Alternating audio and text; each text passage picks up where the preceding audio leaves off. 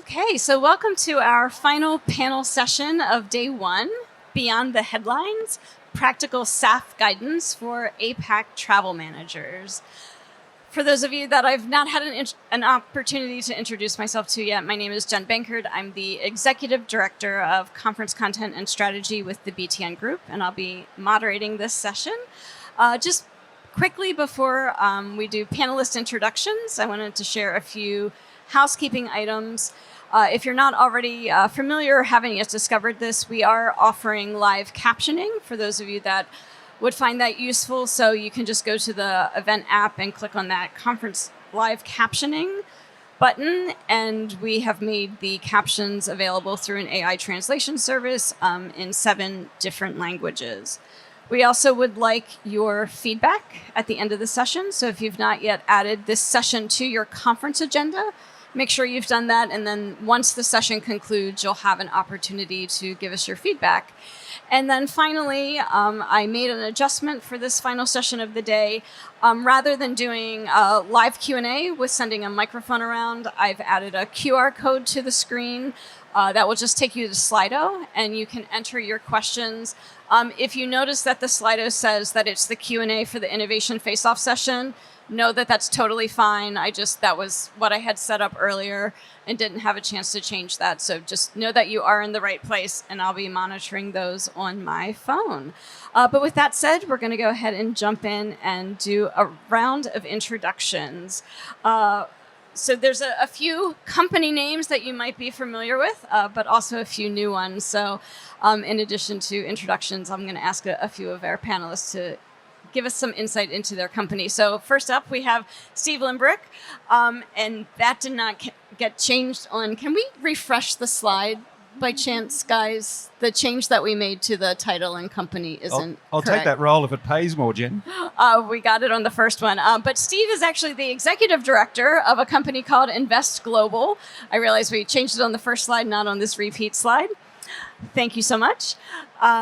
So Steve, can you give us just a 30-second overview of what Invest Global is? Yeah, sure.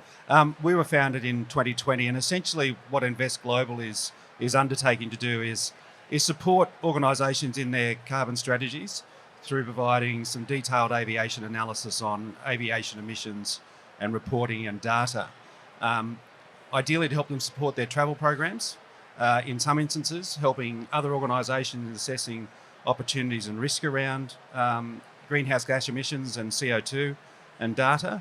And we're an independent organisation, and we track and monitor and provide all that reporting, and also undertake an airline rating report. Fantastic. Thank you so much, Steve. Next up, we have Courtney Swander. Courtney is the General Manager, Global Sales Consulting with Delta Airlines. So thank you for joining us today, Courtney. Next to Courtney, we have Penny Pang, who is a Sales Manager with Neste. And would you like to give us just the high-level overview of Neste, Penny? Sure. Hi, everyone. Neste is actually a Finnish company. We are the world's largest renewable fuel producer that includes sustainable aviation fuel and renewable diesel. For example, in Singapore, we actually have the world's largest SAF production right here in Singapore. Thank you so much, Penny. And last but certainly not least, we have Onal Brawley, who is a sales director, but also the APAC sustainability lead for BCD Travel. So I'm very honored to be joined by these 4 brilliant individuals today. And just to give an overview of the goal of our session. So we're hoping to provide all of you with some clear and practical guidance on sustainable aviation fuel so that those of you who are travel managers and travel buyers can really move to that awareness stage to action within your programs. And so just to give some opening statistics, the GBTA Foundation released a SAF Insights report just a few months ago, February of this year. And what they found is that of the programs they surveyed, only about 20% of corporates are currently purchasing SAF, even among those companies that have much more advanced travel programs and sustainability programs. They also found that more than 50% of companies won't pay a premium for lower carbon travel options. So price and cost is still always a priority for many programs. Yet, 53% of SAF purchases are happening through airline programs. So rather than the corporate direct, the company directly purchasing the SAF, it's happening through their airline partnership. And we'll get into that discussion a little bit more. So I think it's safe to say that there's clearly interest in SAF within the corporate travel community, but there is still some confusion, there's some cost pressures, as well as some uncertainty. So why don't we dive in and start with the basics? So Penny, I'm going to pose my first question to you. What is your most simple explanation of what SAF is, and how does SAF differ from traditional jet fuel? Yeah, sure. SAF is renewable aviation fuel that's producing lower emissions compared to conventional jet fuel. And it's made from renewable feedstocks such as used cooking oil, animal fats, waste that humans don't consume. And the feedstock, renewable feedstock, when they grow with carbon dioxide. It digests a lot of carbon dioxide in the early life cycle before it is converted into CO2. So when SAF is consumed, it's not adding new additional carbon into the atmosphere. So comparing to fossil conventional jet fuel, the whole life cycle of SAF reduces up to 80% of the emissions reduction. And when it comes to the topic of SAF within the corporate travel community, and in conversations that you and your team may have with corporate travel buyers, have you run across any misconceptions around what SAF is and what it is not? Yeah, sure, definitely. This we also hear from our airline partner as well. The questions coming from the end corporate customers. I think there's a common one is the misconception between the differences between carbon offsetting and SAF. SAF is a immediate in-sector emission reduction, while carbon offsetting basically you're compensating the emission that's already have been generated into the atmosphere, and you are reducing emission compensating emissions that actually not within your own supply chain. For example, in some reforest projects. That's a pretty common misconception we see. And some of us like to use the analogy, for example, SAF is like you quit smoking yourself, and while carbon offsetting is like you're paying somebody else to quit smoking. I like that analogy. That's really helpful. Arnaud, I'd like to move over to you. So you and your colleagues at BCD have an opportunity to talk to lots of travel managers. And so as you have discussions with your customers about their sustainability efforts, and when it comes to, SAF, of course, is just one component of a larger sustainability program.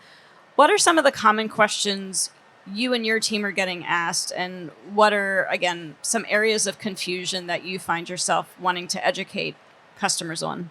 Sure. Thanks for the question.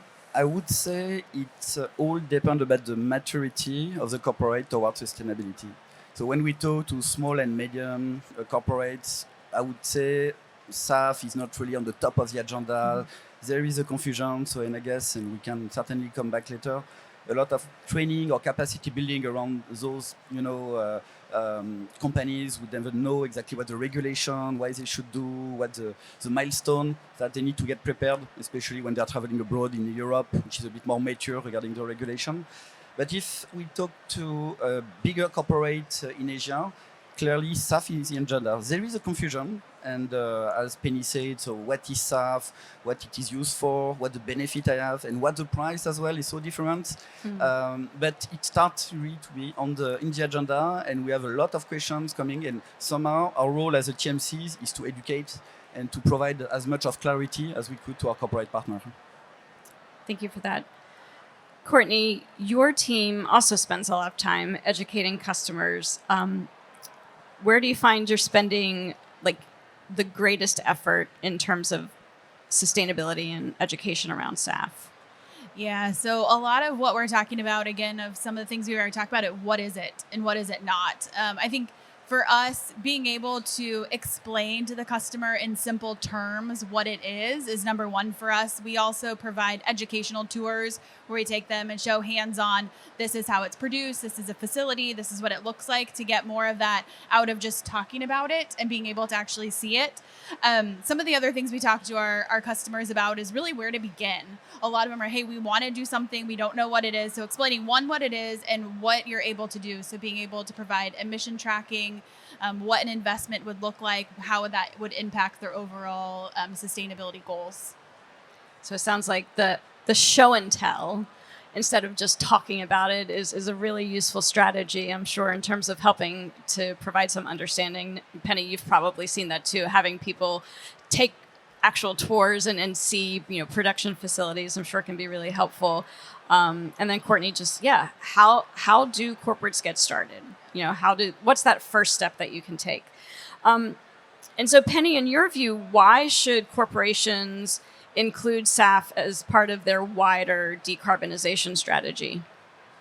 I think nowadays many companies have set up their science-based targets, many with very near-term Scope 3 emission reduction targets. And a lot of them comes largely coming from their aviation-related emissions, coming from business travel, air freight, from the upstream or downstream transportation. And SAF provides an immediate, ready solution to mitigate such emissions for the companies to meet their targets.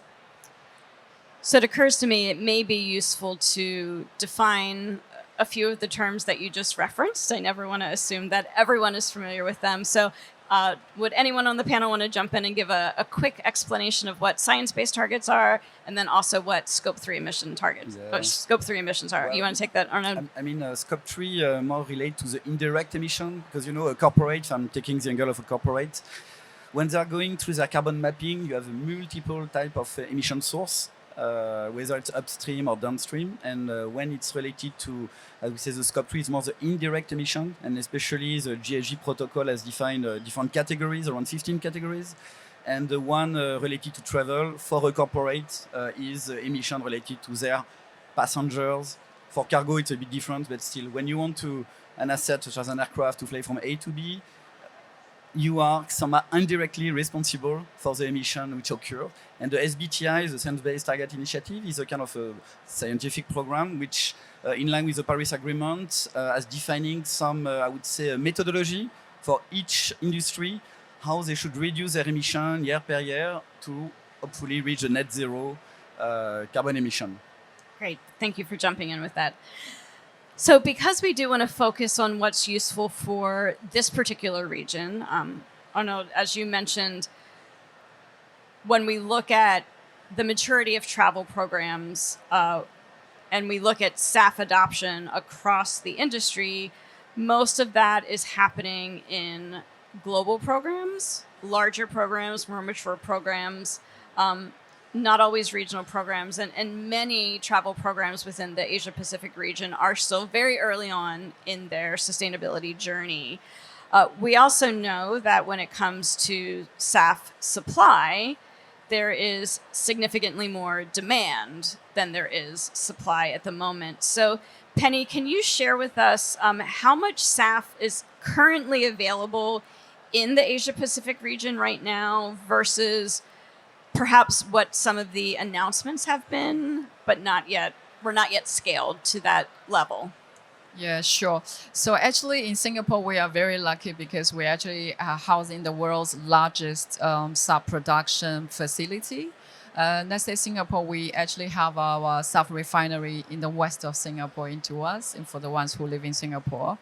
And the capacity is about 1 million metric tons of SAF. There is more than enough SAF that's available for airlines or for corporations who like to purchase SAF to meet their own targets. And besides that, we also have expansion going on in Rotterdam and Rotterdam Renewable Refinery. And when it's completed by 2027, the global capacity of Neste alone would be 2.2 million metric tons. And we're not the only one in Asia Pacific. We have production in Malaysia, in Thailand coming up, China, South Korea, Japan. So there is a lot of stuff available, and I hope to see there is more demand coming, especially coming from the voluntary sector. Hopefully, we have more corporations, taking actions to incorporate stuff in your travel that we could see more supply coming up. So it sounds like there are significant investments that have been made in the region, which is fantastic.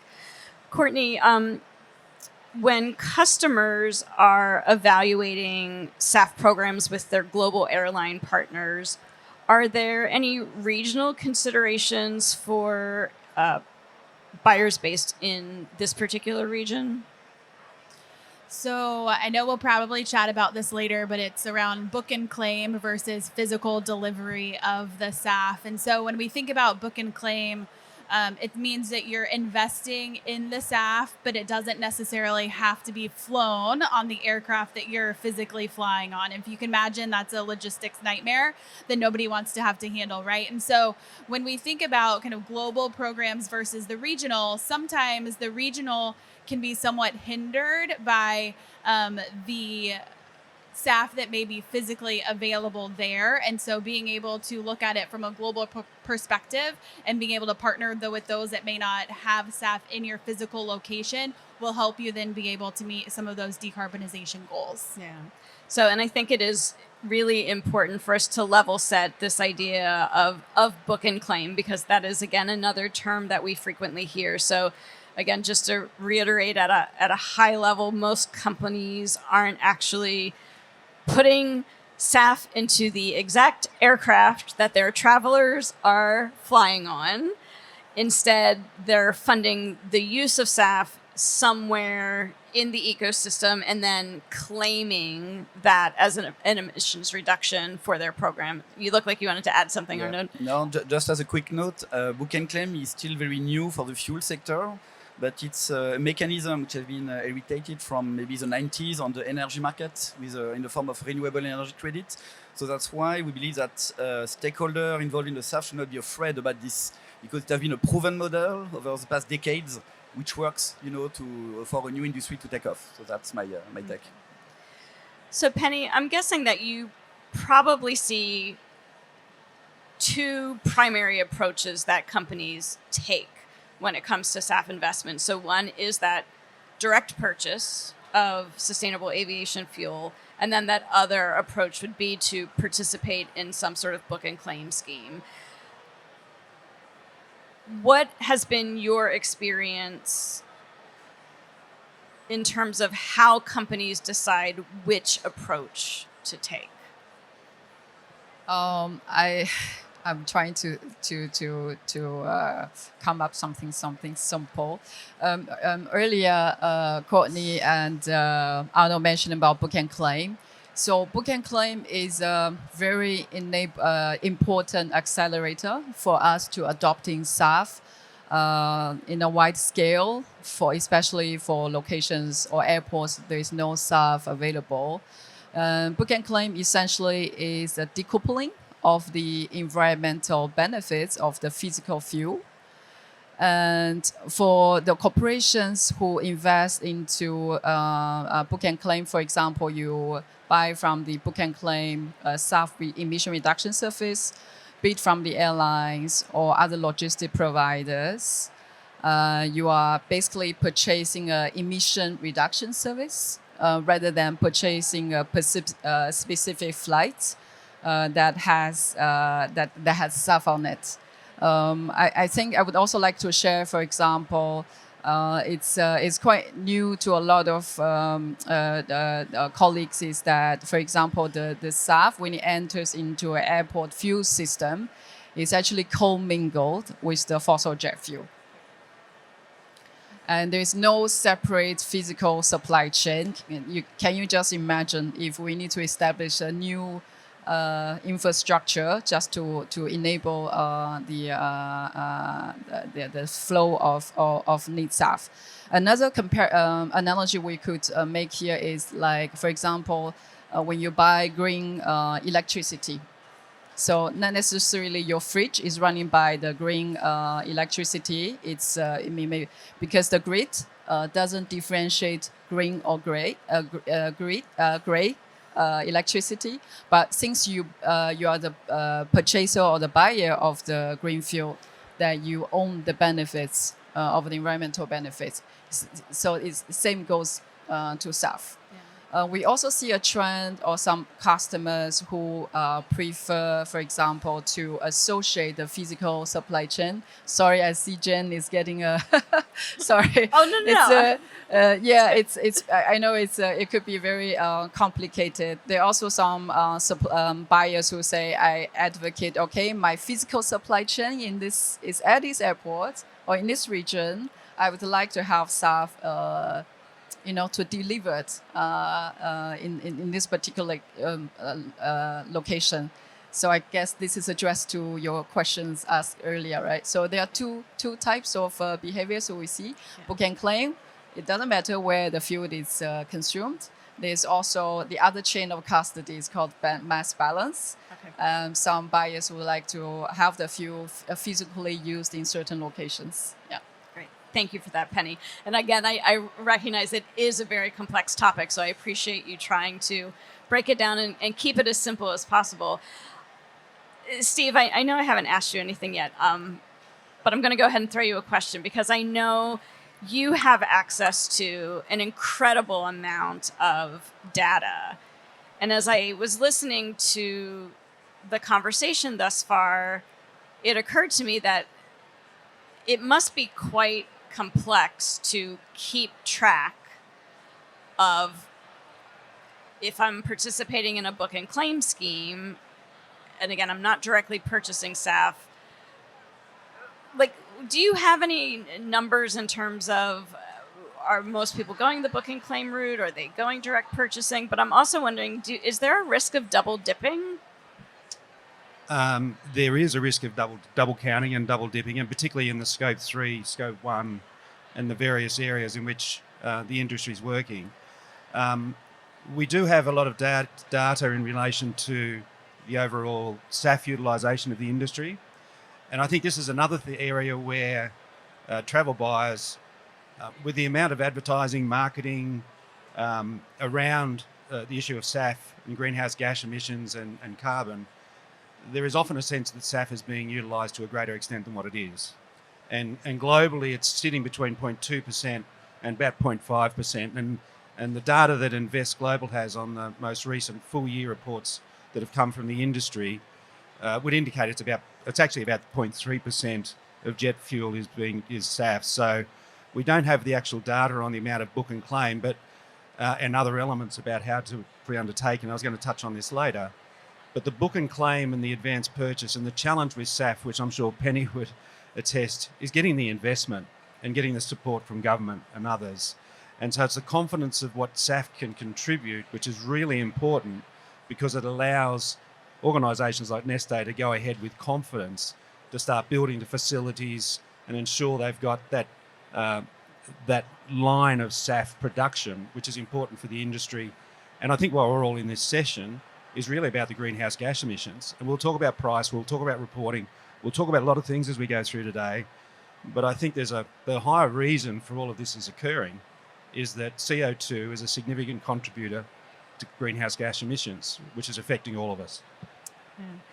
So the session right before this was related to sort of the broader topic of airline program, corporate airline programs.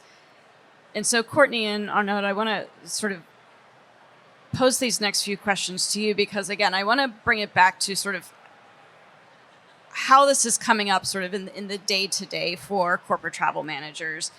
So, Arnaud, as you're supporting customers through like their airline RFP process, is the the topic of SAF coming up? Are there questions related to SAF on those RFPs? And then once you start to move to actually finalizing your agreement, Courtney, I'll have you jump in then, how are you seeing that SAF participation show up in the corporate agreements or airline partnership programs? So why don't I start with Arnaud and then go to Courtney?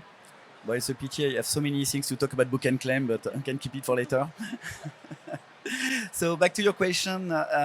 We see more and more interest in the SAF in the RFPs. It doesn't mean that we see that as a hard requirement. Not yet, I would say, or at least in this part of the world. Right now, most of the SAF and under the control of Courtney, Penny, SAF is more purchased through some corporate program from the airline, so more in a bilateral agreement. But we see on the corporate side more questioned, or as the TMCs, travel management agencies, can you help us? Is there anything can help us in the supply of those certificates on those SAFs? So we start to have more and more questions, but I would not qualify it right now as a mandatory RSP requirement to date. But it's definitely on the picture, and it's one of the differentiators, and that's why TMCs need to be absolutely on top of it. Thank you. Courtney, what would you like to add? So I'll jump in. So I will say, for the most part, the agreements that we at Delta have today are what we would call standalone sustainable aviation fuel partnership agreements.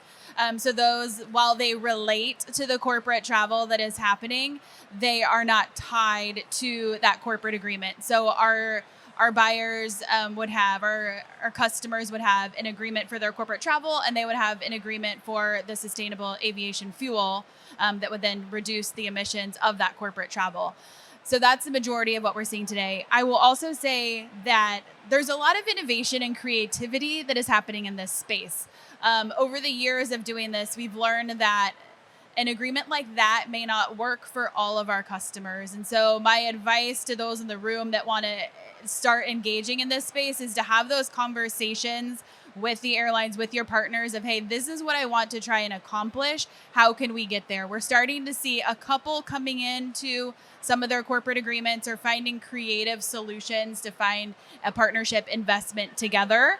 And then the last piece I'll add to this is you don't have to do it alone from a travel manager perspective. You likely have somebody within your organization that owns sustainability from a macro perspective. And so engaging with them to understand what the company's goals are from a sustainability emission reduction perspective, and then the options that you are seeing as a travel manager with your partners, how that can then contribute to the overall company goals. So Courtney, I want to go back to one of the things you said sort of at the beginning to that response, is that the corporate agreement and the SAF agreement generally are separate. Is there a reason why they're separate? The legal terms that go along with the purchase of SAF is very complex.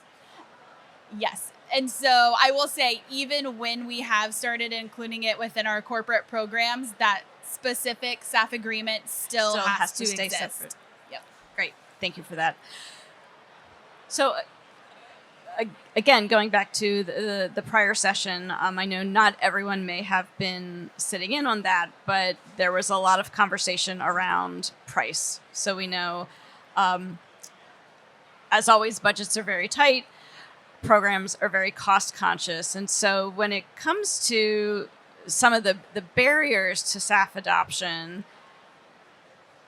I'm going to summarize what I think is the case and sense check this with the panelists. So cost and availability would be two of the biggest barriers. And it's because most companies are still not willing to pay a premium. And we heard that from the GBTA Foundation report. And so at a high level, we're seeing, again, even though there is increased production happening, there still just isn't yet enough raw material to produce SAF at scale everywhere. Not all regions of the world have those refining capacities that you were talking about, Penny. They're not existing yet in all regions of the world. And then there's also just the distribution logistics, because that fuel then has to get to different airports. There's obviously great variation in policy and regulation across different regions that that has an impact on price and availability. And then we just have that basic supply and demand at work. So, SAF is, of course, largely driven by voluntary corporate demand and airline commitments. So limited supply, growing demand, higher prices. Is that at a very high level, a fair way to sort of summarize or frame that? Or is there anything that any of you would want to add to that summary? I think when you started by the reluctancy from corporates maybe to contribute on what we call the premium of the SAF, so the overcost, I would still refer to the confusion, because we talk about book and claim, carbon credit, SAF, we talk about different complexity. We can even add carbon tax, emission trading system. Things apply for airlines and for corporates.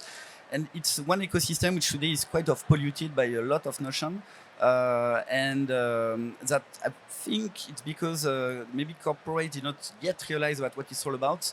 And when you talk about price, when you can have a carbon credit, even CORSIA eligible at $10 or $20 and a certificate at 300, you really ask yourself about why should I pay this amount? So explain me why. So I guess there is a trend in our industry to be a bit more specific about which tool, because we have a lot of toolbox, is applied to which configuration, which regulation, and which profile.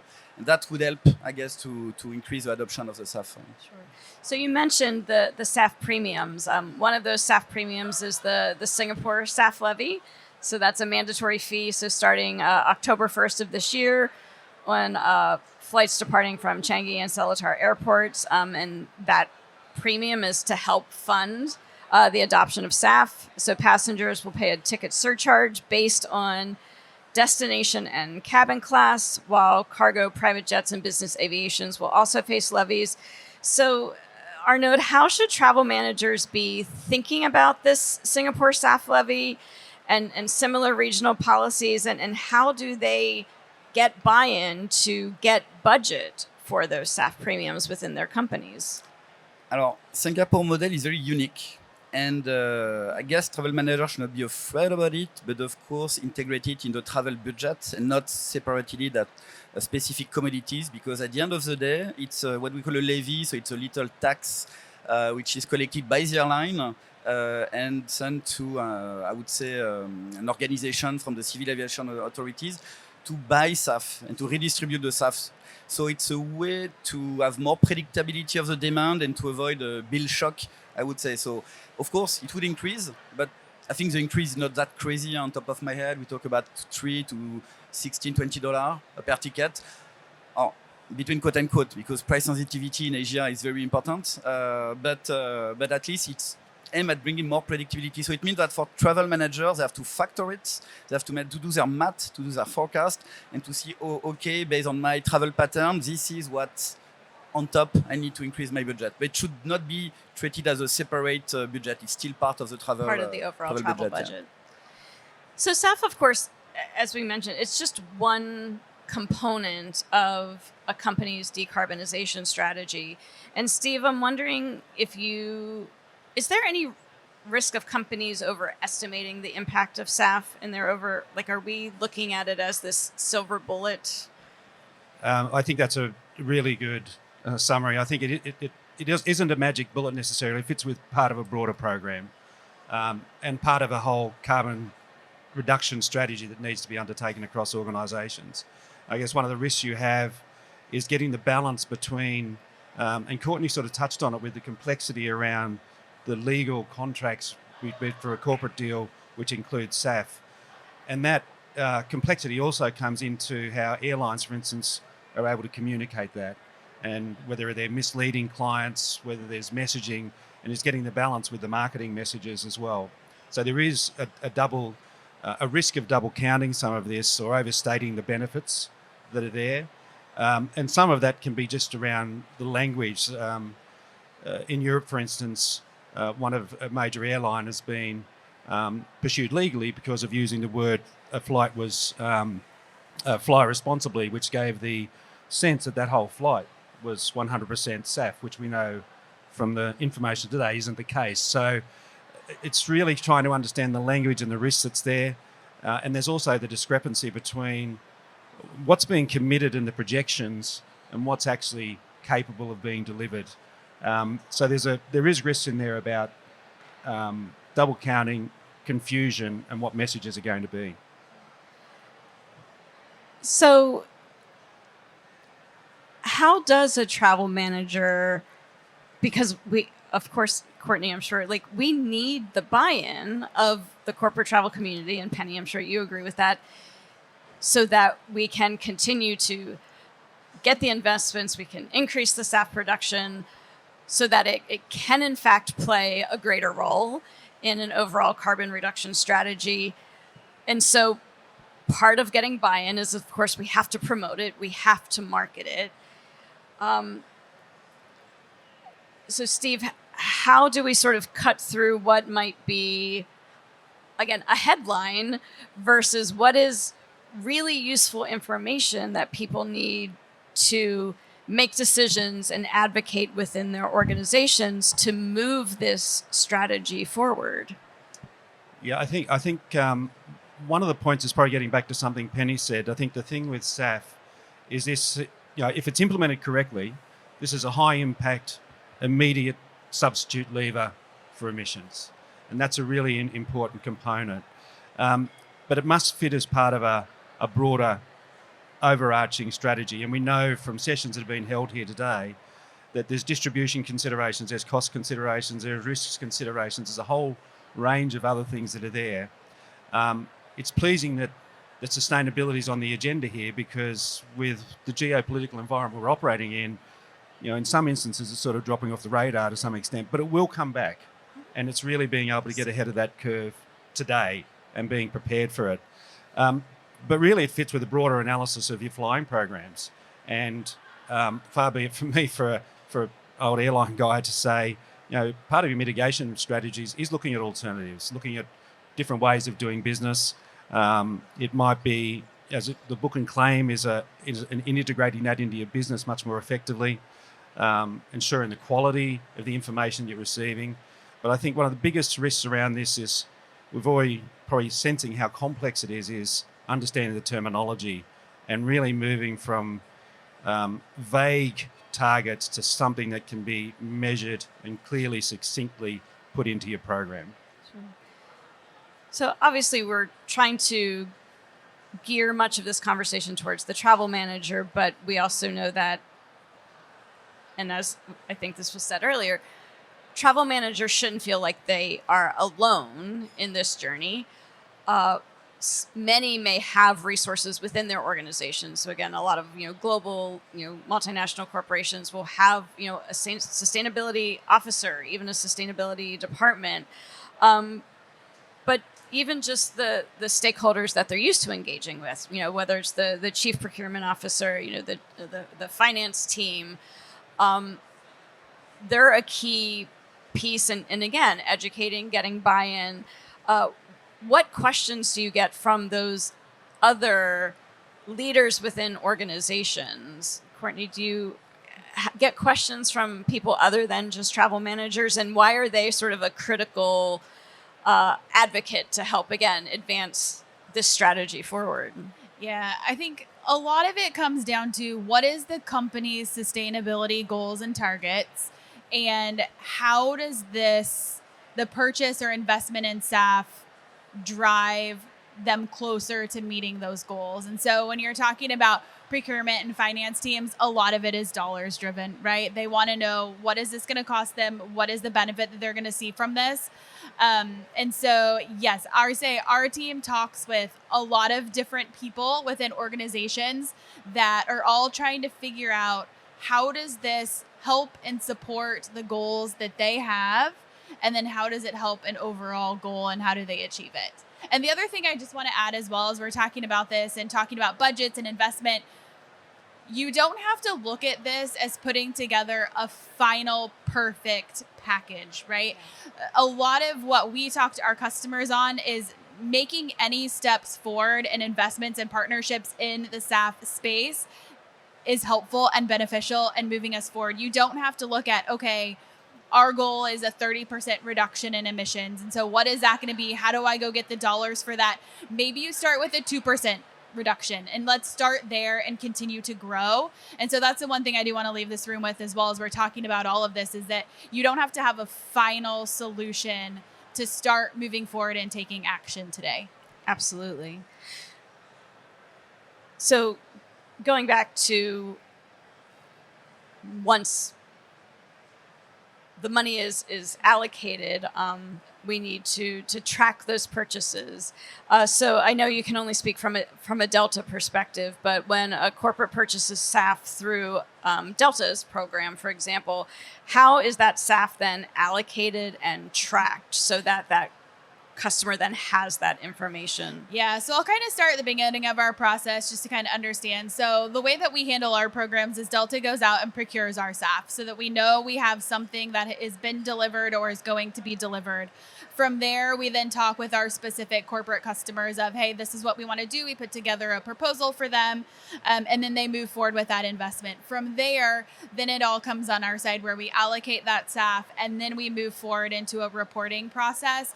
And so my advice here would be you need to understand from the partners that you're working with, what does that allocation look like and what is the reporting that you can expect to get from that.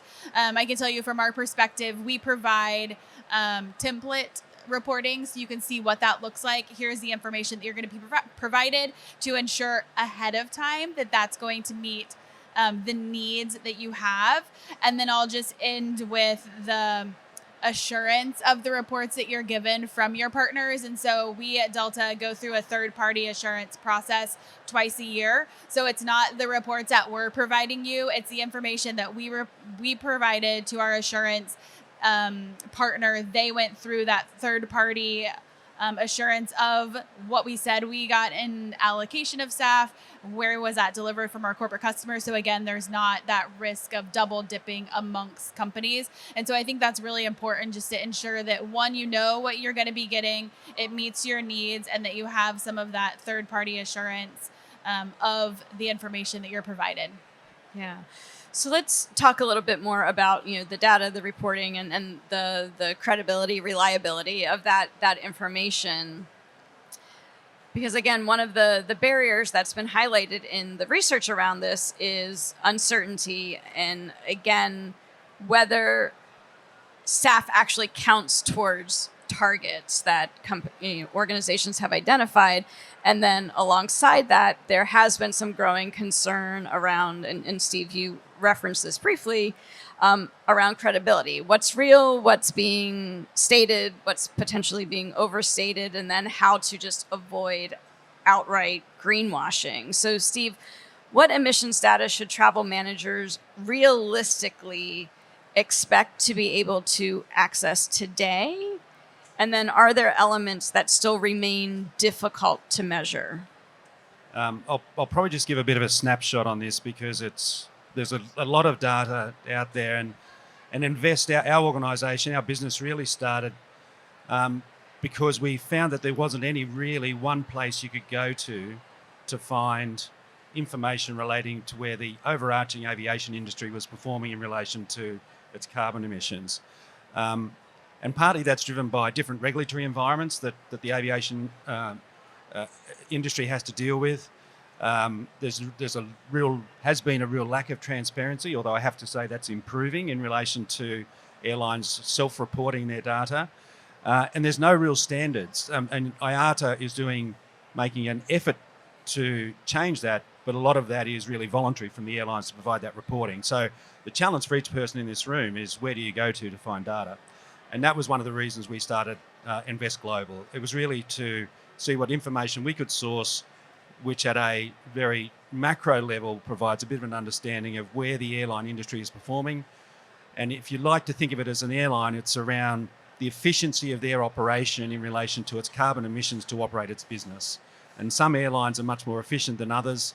Some of that is the nature of their business, the types of flying they do, the types of aircraft they have, low-cost carriers versus full-service carriers, alliances, etc. There's a whole range of data that's in there. But and that allows us to then provide a rating across the industry about where those airlines are performing. But we look at it really, airlines should be able to provide their CO2 emission data at the highest level. when we first started producing this data in 2019 and 20, we probably of the top 120 airlines in the world, only about 5% were reporting that data. We're still a long way short of every airline reporting it because some just don't need to, but it is something that they can provide. So in order for us to calculate our data for every airline in the world, we go through all of publicly available information in relation to their fuel burn. We put a cost across that. We get an understanding based upon how much fuel they're burning and the cost in that market of what their emissions are. So we're actually doing a lot of backworking, which we think should be done by the industry, should be done by the airlines. Airframe configurations, engines, you should be able to obtain that data. The revenue passenger kilometres, which means the efficiency of that for every passenger that's being uplifted. That really gets back to the efficiency of airlines. The seat factor of an airline being high represents a higher efficiency, which improves the carbon outcome of that airline. So there's a whole range of reporting, but essentially it should be the CO2 emissions, it should be the SAF utilisation. We were reporting, and we do still report on carbon offsetting, although given the circumstances around potential greenwashing of that, we capture that data, but it's really up to an organisation if they want to use that. And increasingly, cabin class multipliers are coming through to get a sense of the real estate on an aircraft, be it first, business, premium economy, or economy. What does it mean for you as a traveller if you upgrade, and what does how does that affect the emissions? But that's probably a high level, but we've got lots more data than that. I was going to say, so that's a lot to manage and keep track of. Courtney, at a very basic level, and again, as you said, if you're just sort of just getting started, you're doing something, what type of reporting should corporate buyers expect from their airline partners when they're participating in a SAF program? Yeah, so you should expect to be getting reporting on what was actually utilized as part of the agreement that you have, the carbon emission reduction that it was associated to that. That is the minimum that you should expect. But again, there's a lot of data that comes along with this from the fuel producer side of what's provided, from the airline and what's utilized. And so again, the big thing is just ask what you're going to get to make sure that it meets the standards that you expect. Thank you. So we've gotten some fantastic questions from the audience. So I want to actually pause here and do a little bit of audience Q&A, and then we'll wrap up with our advice section and the getting started section. Penny, is there any place else that SAF can be used other than on airlines? Can SAF be used on anything other than an airline? Like, is sustainable aviation, I guess, alternative fuels, can they be used for other transportation means that require fuel? I think physically it's only meant for aviation jet fuel for the airlines. So it's actually by the technical standard, it's by ASTM, it's 7566 when it's blended with fossil jet. That's what we usually do when we deliver to the airlines. This blended SAF is considered as jet fuel. However, for the corporate buyers or especially the shippers, that you have a large aviation footprint, you could directly participate this journey together with your airline partners or logistic providers. And I know, for example, earlier we talked about SBTI. I think a lot of us are very excited about the new updated corporate net zero guidance coming from SBTI. And hopefully they will officially recognize SAF certificates to be recognized in the corporates in their efforts to decarbonize. I think this will be greatly enable the airlines to take more SAF on a global scale. I think this will be a catalyst or game changer. Yeah. Okay. So this is a really interesting question. Is it a must for airlines to use SAF? So let's just say, hypothetically, airlines were to just continue to use traditional jet fuel. are there, because we also know that there are many other things that the airline industry is doing to reduce their carbon footprint. It's not all about the fuel. So what else could we potentially do, short of not traveling anymore, and I don't think any of us want to do that, that we could do to effectively reduce carbon emissions and not use SAF as one of those options? This is just a big hypothetical. I'll start, I guess, and then you can jump in if you want. I wanted to answer to the previous question, but it's okay. Oh, Okay. we can go back to that. Okay, so when we talk about is SAF not an option for airlines, so I just want to start by saying when we look at Delta, for example, over 95% of our emissions is from the fuel that we burn. And so that is a huge component of our business, which is why you hear about it so much. And so when we look at how we break things down, I mean, we're looking at the what we fly, the how we fly it, and the fuel that we use. So the what we fly is more fuel efficient fleet.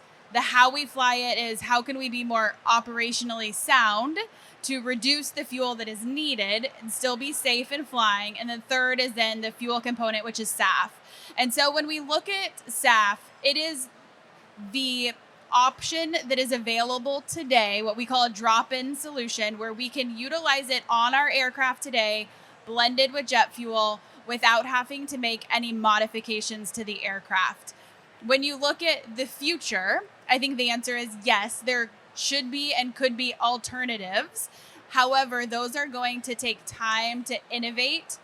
And right now, with SAF being the solution, that's how you hear a lot about it. I'll say some of the things that we mention anecdotally to travelers of how they can be more sustainable when they're traveling are things like bringing your own water bottle, closing the shades on the aircraft, but then makes it cooler. Don't travel maybe with quite so much. I joke that sometimes when I travel, I could stay wherever I'm going for an extra week with the extra clothes and shoes that I may have packed that is then adding pounds that are needing to burn additional fuel. But I mean, a short answer to that is you're going to hear about SAF because it's the option that's available today. No? Yeah, just a quick comment, or maybe on this one first. So when SAF became a bit popular, so IATA was mentioning clearly that to reach net zero by 2050, SAF would contribute by 65% of the effort. So as Courtney says, there is no alternative. Today, hydrogen-based aircraft or on battery electric cannot be, I would say, commercially available, especially for long haul.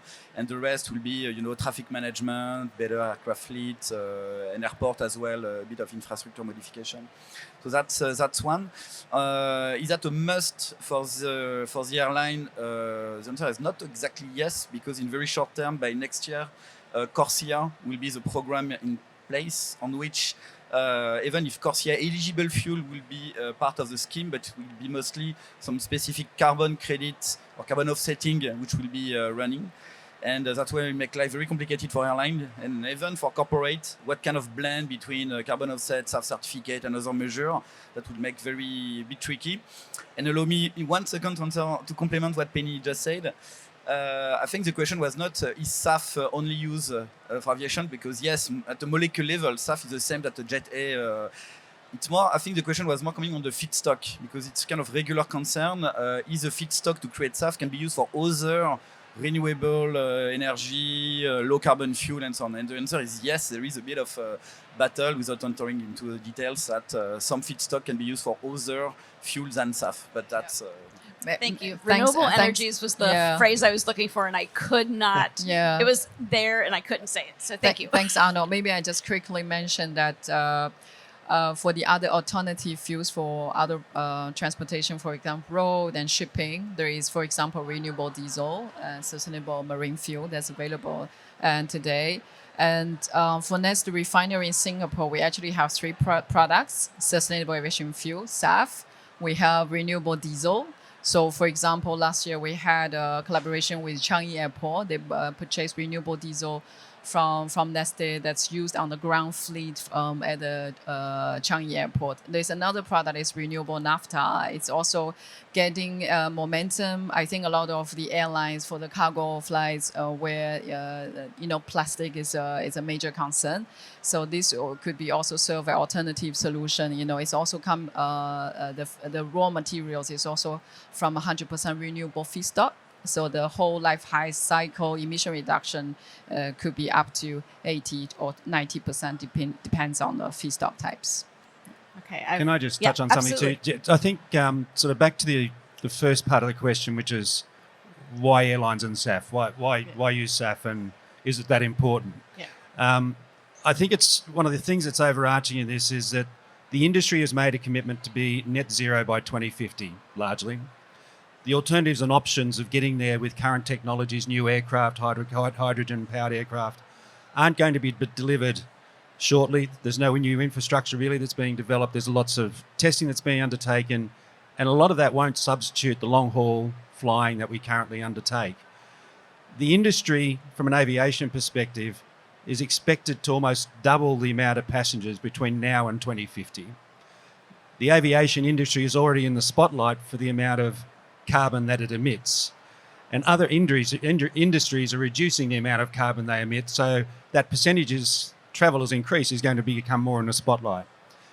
So the important thing around SAF is ensure the industry has some form of short-term solution to at least be able to offset some of that emission program. The challenge, competition for feedstock, challenge for investment, etc., needs to be a partnership program, and I think the challenge the industry will have is if that travellers go up, the emission levels go up, the industry, is that policy will be enforced.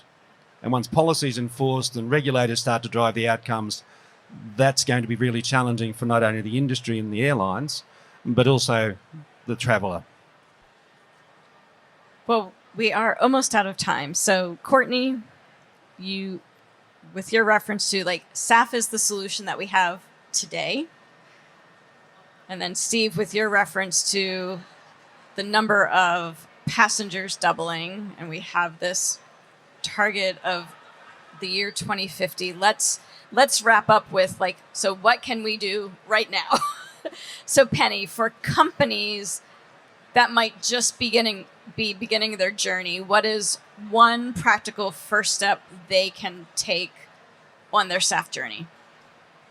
I think first of all, you could look at your airlines partners and also logistics providers to prioritize the ones who have invested SAF or who have SAF products available, and that sends a strong signal and also commitment to the airlines to uplift more SAF. And I think I would also like to come to that why we're all doing this, the purpose of using lower carbon emission fuels. And I would like to ask the audience a question. How many of you have a guess? For example, how long do you think the carbon dioxide that you think would stay in the atmosphere? Make a guess. I think there's a conservative answer that's 400 years. That's a conservative. So all the carbon emission that's generated during the industrial times and has been, lingering in the atmosphere and is keeping our planet warmer and warmer. And this is all why the purpose, all of us are, on this decarbonization journey.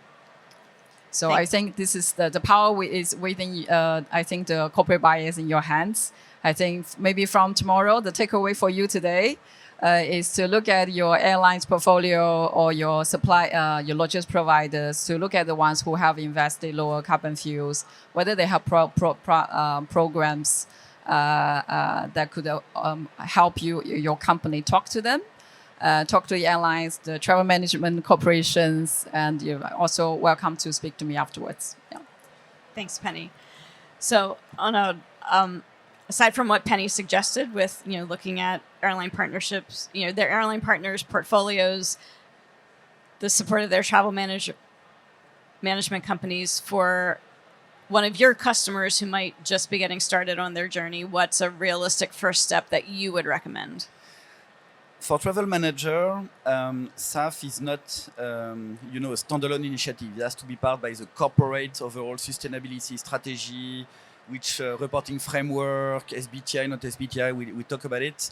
And of course, they need to start by baby steps.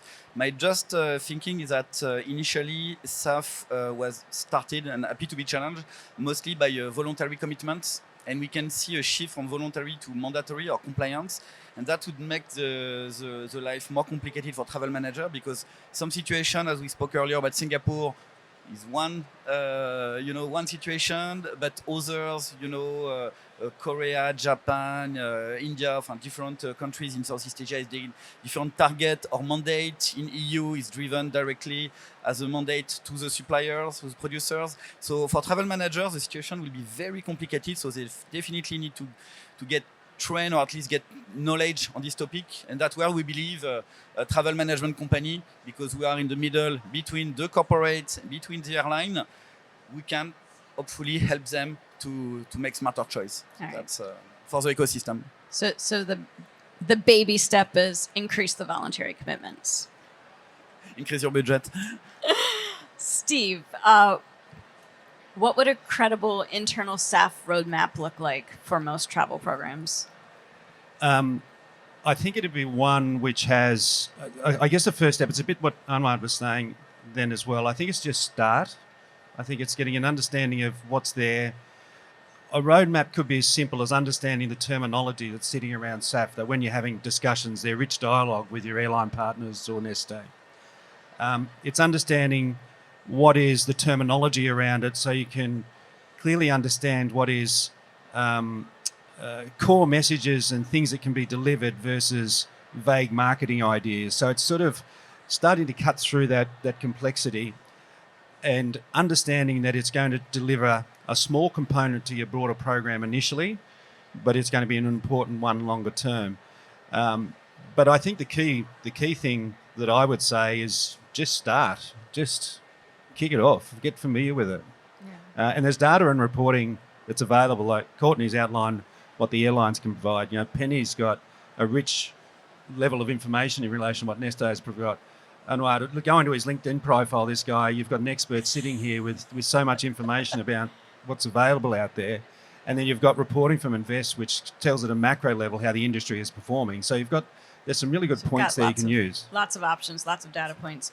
Courtney, what do the airlines need from the corporates to help accelerate SAF adoption over the next few years? If you were to issue them a challenge, what would they be doing? Invest. Find a partner and invest. I will say, what I always like to tell folks is a lot of your companies probably have targets, which means you have the intention to do something. And now is a step to really drive the impact and take action on that. And so really the next steps is have the conversation, figure out a solution that will work for your airline partner and for your company, and take action, even if it's just a little step to get started. Great. Thank you. Steve, Courtney, Penny, Arnaud, thank you so much for your time and your insights today. If we could give them a round of applause. And just to quickly let you know, for the buyers who are with us, tomorrow at 11 o'clock in the Learning Lab, which is directly behind us, we'll be having our buyer-only sustainability community session. So that's an opportunity for the buyers to really just sit and talk, ask questions of each other, and exchange ideas on this particular topic. And perhaps what we can really focus on is what are those first steps we can take to get started. So with that, thank you so much. Please remember to give us your feedback. And the networking reception will take place here in the Knowledge Arena. We're actually going to do a big change. We're going to get rid of all these chairs at 5:30. So hope to see you back then. Thank you so much.